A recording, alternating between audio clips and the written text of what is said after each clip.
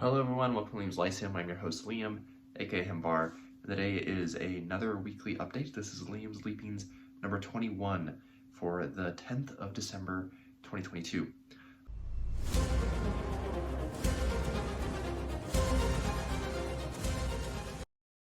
Okay, so this is a day late. It's actually going to come out on the 11th, but I am a little under the weather.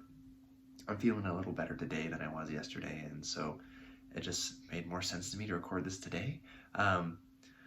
So yeah, but I did actually get a decent amount of reading in this week. Well, I got a good amount of reading in for novels, which kind of hurt my short story reading, which is a little sad.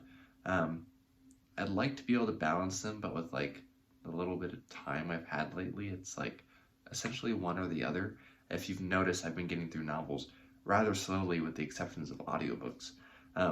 So yeah, but I made some really good progress. I also got a ton of books. These are all books I got, so I'll go over those last. But so the first book I finished was I finally finished Dark Souls, Mask of Vindication.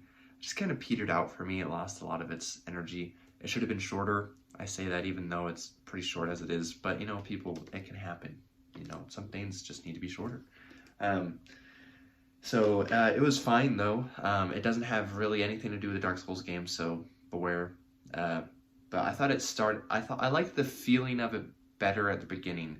Once it starts getting into more of the actual plot, it kind of loses some of that Dark Souls feel, in my opinion. And then I finished Conan the Blood of the Serpent, which I don't have a physical copy of. Bam! Actually, it comes out on Tuesday. I hope to actually have my review up on Tuesday for it. We'll see if that happens, considering I go to bed really early now, and that's my time to record. The weekends are the exception, right? So if I don't find time, then it's not going to happen. But I'm actually really behind on my recordings. I have over 30 reviews to record. So I am insanely behind, guys. I only have my review for Monday recorded, and that's it. So I have reviews I could easily record for months, but I am just behind on actually getting to those. I haven't really been caught up though since like May, or June or something like that. So I'm really far behind. But once I record them all, I'd be really far ahead, right? So it's kind of fine, right?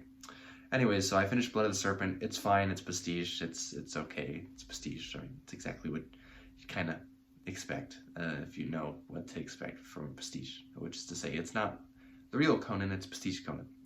Anyways, I finally finished that, and then I finished the Turquoise Serpent by this guy, Alexander Palacio.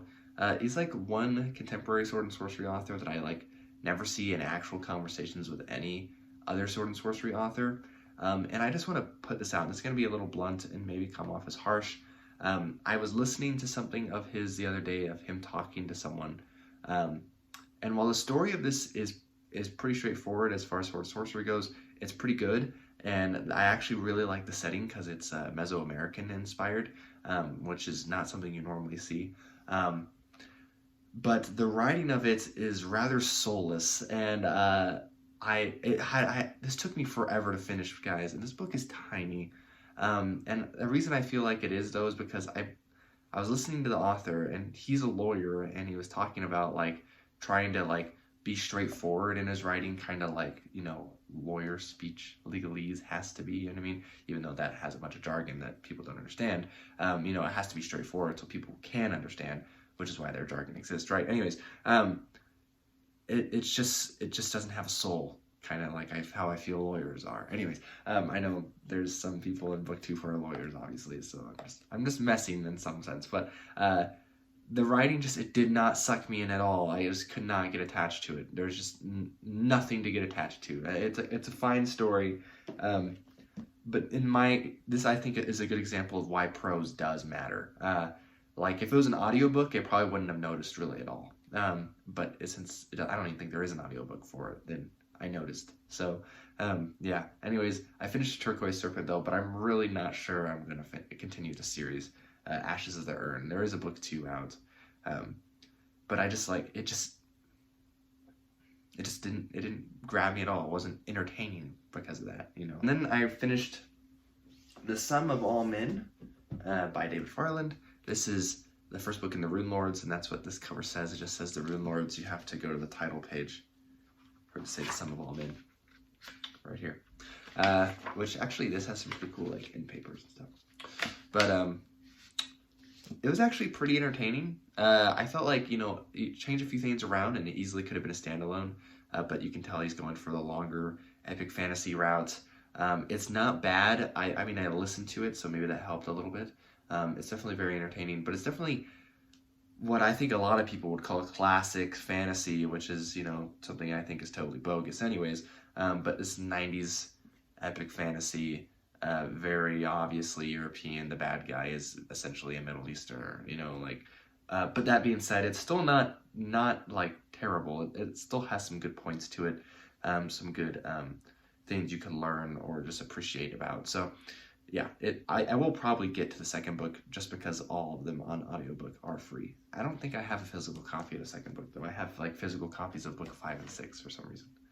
And then I finished The Healthy Dead by Steven Erikson. This was really nice. It was really refreshing. I had a chat with Raph for his 2-year anniversary on BookTube, I believe last Saturday. And we talked Malazan, and I was very much not on the same page with everyone else because I've read so very little of Malazan. So finishing The Healthy Dead, though, because this is tiny, didn't take long at all. I've read 4 Malazan books, but I've read Dead House Gates earlier this year, and that was one of my favorite reads of the year. And so I really enjoyed this one. This one was even better than Blood Follows. Takes place after Blood Follows. Actually takes place after Memories of Ice. Takes place 4 years after Blood Follows. And it was pretty stinking awesome. It's funny. I mean, it's kind of grotesque, but it's some good sword and sorcery. Essentially, it is his tribute to Liber, which, you know, is a little sad to me when you see, you know, when I think some Malazan like people who talk about, I'm not saying I'm a Malazan expert at all. I'm not even close, but they don't know what sword and sorcery is, and they don't know who Liber is, and that's just sad. So anyway, I feel like if you're a fantasy fan, especially if you're going to be big in the history of the genre, I feel like you lose some credibility when you don't know who Liber is or what sword and sorcery is. Anyways, so, and then I read The Lantern Bearers, book 3 in the Roman Britain trilogy, by Rosemary Sutcliffe. This one's fun, a lot more melancholy. It kind of ties in with the Sword at Sunset novel. Just right here. I read this one several years ago, like a decade ago now. I really want to reread it. But this is a King Arthur historical fiction retelling, which I know some people think is bogus. You can't do a historical King Arthur, but, you know, read that and you'll probably enjoy it anyways. So, and then as far as books I've read, before I get short stories, because I know this is going to be a little longer than normal maybe, I am reading Memories of Ice now. Here is my messed up copy. It's trade paperback, but messed up. It looks like it's actually got like a print error, because this is definitely a first edition. It even has like it came with like a letter of authentication that it was like it came out like in some like tour or something like that. I don't have it. I left it on the bookshelf over there. But it definitely got a mistake at the printer, because I don't think that's supposed to be what it looks like. As you can kind of tell, the M is like hanging off the page over here. Besides that, it's actually in really good condition. I've had this since I finished Dead House Gates, essentially. I'm about 200 pages in, so it's been a pretty good week, actually. So I'm really enjoying this one. I just got to part 2. Really digging it, guys. I mean, of course, Dead House Gates is one of my favorite reads of the year. We'll see what my top 10 books of 2022 looks like in just a few weeks. So I'm really enjoying that. And then I'm also really enjoying, I don't have a physical copy of this one, though I'd like to get one because I'm really enjoying it. I'm not that far into it, because I haven't done a lot of reading on my Kindle this week, but that is Scalagram, In the Vales of Pagarna by Stephen R. Babb, I think is what the book says, Steve Babb. He's a member of a band, Glass Hammer, actually, which their latest album, Dreaming City, deals with the story of Scalagram. This novel just came out this year, though. And so I haven't actually listened to the album yet, but I think I'm going to reading this novel. It's good sword and sorcery, though. Obviously inspired by some Elric. If that, I mean, I think it's kind of obvious. Anyways, if you know what the Dreaming City is, obviously. Anyways, I only read 3 short stories this week, which means I'm fallen behind on the buddy read, which is Dangerous Visions. I got to one day's Riders of the Purple Wage, and it just wasn't really grabbing my attention. It's such a weird start, and so like I just didn't enjoy it that much. And then I read A Toy for Juliet by Robert Bloch. I don't know how to say his name. That one is actually pretty interesting. But that's it. That's so far. That's all I've read for this week, which is, you know, not nearly as far as I'm supposed to be. I don't know if I'm going to catch back up, honestly. I definitely am going to read the Liber story in here, because why would I not? But I don't know if I'm going to be able to read all of them, which is a shame. So, but I'm just really busy, guys. My work starts at 2 o'clock in the morning now, and probably will until the end of the year. So, yeah, but I read one of the short stories, Smoke Ghosts, is a digital collection by Fritz Leiber, which is considered a pretty seminal horror story. I did not actually like it as much as the Automatic Pistol. So, but it was pretty interesting still, and still pretty creepy, so it is Leiber after all. And then, but before I get to the books I got this week, I had 4 stories rejected this week. I wrote so very little this week just because I have had problems with motivation, and getting these rejections actually didn't help. Sometimes it helps with the motivation, other times it doesn't. So I had my story Doom Never Founders get rejected, which I thought had a pretty good chance, but I guess not. And then I had a story Halidom Awakening get rejected. It's the 3rd place it's been rejected from.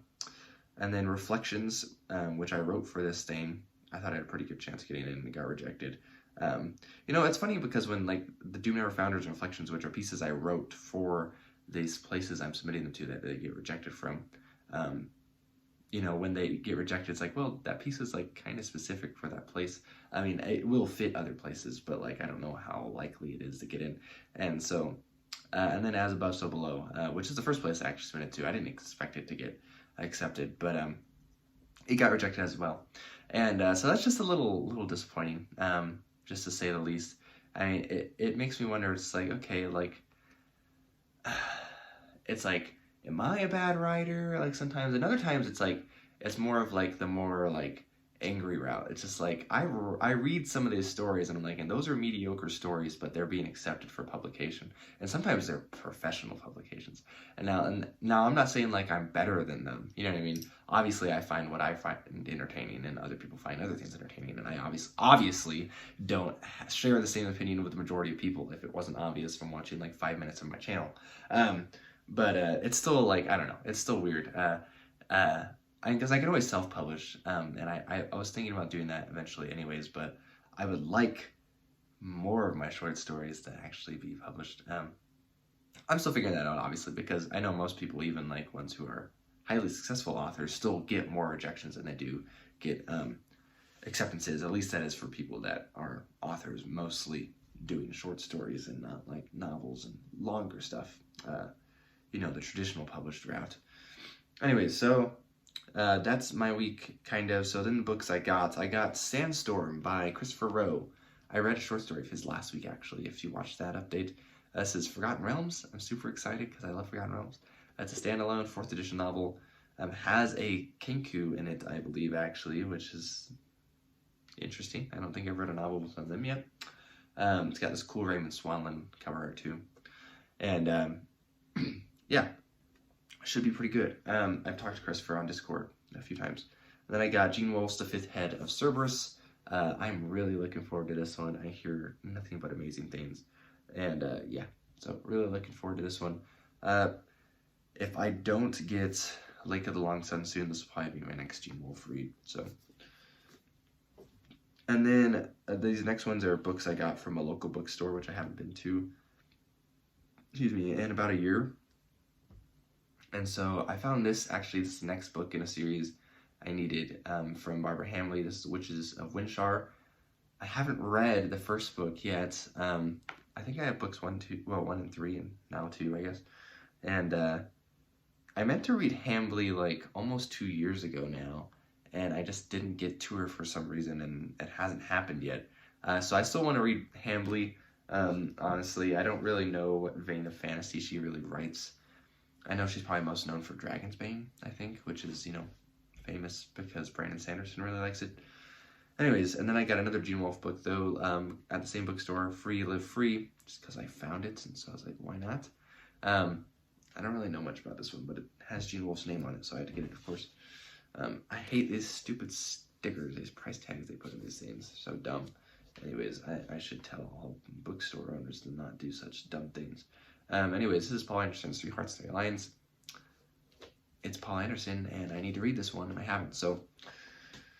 And then I found this awesome box set of Evangeline Walton's The Mabinogion tetralogy, which is her novelization of the Mabinogion, which is the Welsh myths, essentially. I actually read this several years ago, so but I thought this was awesome. I didn't have a physical copy, and these are in great condition, have these really cool art, so I thought it'd be fun. I could read it to family sometime, or my kids could read it, who knows. Anyways, and then since I'm really digging Memories of Ice, I decided to get more of the Next and Malazan books. I actually found these three sold together, so we got House of Chains, Midnight Tides, and the Bone Hunters all in first edition trade paperback, so that goes pretty well with my messed up Memories of Ice here. And then Hus books 4, 5, and 6, of course, and Malazan Book of the Fallen. And then I got Moorcock's The Citadel of Forgotten Myths, which is awesome. The first Elric book came out over 60 years ago, guys. Can you believe it? Moorcock is still alive because he wrote Elric when he was so young. But this maybe easily could be the last Elric novel. The last mainline Elric novel came out in the 90s. There have been the sequel series, Dream Quest Trilogy, came out in the aughts, but it's a little, not really a mainline Elric novel, or mainline Elric novels. So I'm super stoked. I've already read parts 1 and 2 of the 3, so. And then I got The Monk and the Hangman's Daughter by Adolf Dazinger. I don't actually know, and De Castro, so Adolf De Castro and Ambrose Bierce. So Ambrose Bierce is Ambrose Bierce, of course. De Castro is supposedly the influence for De Castries from Fritz Leiber's Our Lady of Darkness. So I was like, this sounds like a pretty cool novel. It's really tiny too. It's like 100 pages. And so I haven't read any longer works by Bierce either. So this was written when Bierce was really old, though, as far as I'm aware. So I don't know how much he contributed. And then I got issue 2 of Old Moon. They didn't accept one of my stories, but no, it's cool. I actually liked issue 1 a lot. So this has stories in it by Jonathan Olfert, Gabriella Officer Narvasa, which I believe is her first publication, and she got Old Moon, which pays like 5 cents a word, so geez Louise, congratulations. And then Jason Riccarni, who's great, and Matthew Castleman, who I don't know who that is, so, and some other stuff in it. And also of Our Lady in Darkness fame is Songs and Sonnets Atlantean, which is by Donald S. Fryer. Fryer is the inspiration for Dreyer in Our Lady of Darkness. This is a book of poems, as far as I'm aware, for the most part. There might be some other stuff in it. I haven't really gone through it much yet, to be honest, so... Dedicated to Fritz and John Quill Leiber. So, yeah. It seems pretty interesting. There's been a few other editions, which I don't know if they're like sequels or just actual editions, so I'm not sure. But I'm excited to get into this one. I've never heard anyone talking about it, so it should be interesting. And then I got Queen Amid Ashes and Other Stories, finally, by Christopher Rocchio, matches my The Lesser Devil and Other Stories set from Andorita Books. Yeah, signed and numbered. And yeah, Sunny Deer stuff is really good, of course. I will always talk good of Sunny Deer. Unless it turns into absolute garbage, Christopher. Anyways, which I don't think will happen. But yeah, that's all the books I got. All the books I've read. So a rather productive week. Sorry, I've got the sniffles. But it's been a good week. I need to get more sleep so I'm not making my, well, you know, the sleep makes it easier to get sick. So Christmas is coming up, so once that passes, I'll probably get more sleep. Yay! Anyways, well, I need to get more than, like, you know, 3 hours a night. That'd be better. Anyways, so yeah. Anyways, when Liam's Lyceum, tell me what how your week has been, how it's gone, what you've done, and how you're doing and stuff. Anything fun, exciting, terrible, I guess, if you want to talk about it. So thanks everyone who watches. I really appreciate it. I did hit a little bit of a spike here recently, so I have a lot more subscribers than I'm used to. So anyways, I really do appreciate it. So everyone who watches and whatnot. So I will catch you next time.